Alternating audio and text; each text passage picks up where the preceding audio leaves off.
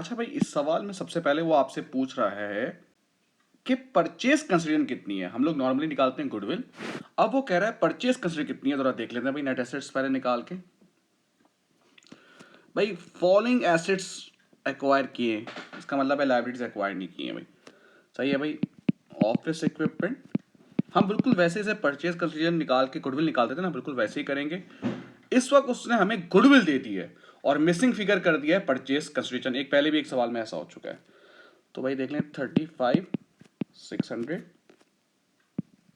Motor vehicle है, देख लें 20,000। इन्वेंट्री की वैल्यू कह रहा है 20% से बढ़ गई। इन्वेंट्री कितनी है आपके पास 11,400, 20% से बढ़ गई तो 1.20। ट्रेड रिसीवेबल कह रहा है 4% जो है वो प्रोविजन लगा है, इसका मतलब है 96% लगेगा। 19500 है ऊपर ट्रेड रिसीवेबल, इसका 96% आ रहा है 18720। अब लाइबिलिटीज तो एक्वायर नहीं की उसने, देखें इसमें कहा है। तो आपके नेट एसेट्स आ रहे 88,000। इसमें से मैं क्या करता था, परचेज कंसिडरेशन निकालते थे और हमारे पास आ जाती थी गुडविल। अब उसने गुडविल दे दिए। गुडविल क्या दिए, average profit for the last 3 year, 3 सालों का एवरेज प्रॉफिट।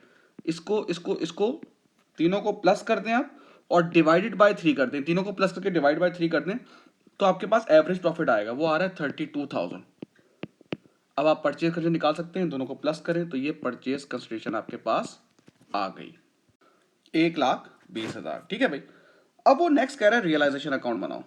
चलें भाई रियलाइजेशन अकाउंट बनाते हैं। भाई पहले तो आप एसेट्स को बंद कर दें। 42,400, 27,700 ये सब मैं यहाँ से उठा के लिख रहा हूँ। फिर इन्वेंट्री है 11,400, ट्रेड रिसीवेबल है 19,500, ट्रेड पेबल है 13,700। ठीक है भाई। परचेज कंसिडरेशन हमने अभी निकाली है, कितनी है 1,20,000।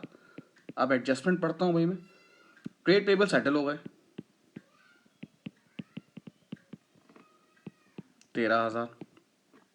ड्राइंग हो गई है भाई, ड्राइंग कितनी है भाई, ए ने ड्राइंग की है 10,000। डिसोल्यूशन रियलाइजेशन एक्सपेंस आ रहा है आपका 3,700। ठीक है भाई। इस लिहाज से आप करेंगे तो आपके पास गेन आ रहा होगा 2,600 का। अब ये गेन जो है वो प्रॉफिट शेयर रेशियो के 3:2 में बढ़ जाएगा। एक तो ए है और एक के है। 3/5, 2/5, 15,600 और 10,400। ठीक है भाई। ये आपका हो गया है रियलाइजेशन अकाउंट। उसके बाद उसने बोला है कैपिटल अकाउंट बनाओ, जैसे हम बनाते हुए आ रहे हैं भाई। ये है पार्टनर कैपिटल अकाउंट ए के। भाई कैपिटल अकाउंट का तो बैलेंस ये लिखा हुआ 42,000, 38,000। करंट अकाउंट का एक का डेबिट में है, ए का डेबिट में है और बी के का जो करंट अकाउंट है वो क्रेडिट में है। अब भाई रियलाइजेशन गेन हुआ है, जो रियलाइजेशन गेन हुआ है वो यहां लिख देते हैं हम। I am sorry, realisation gain यहां पर आता है।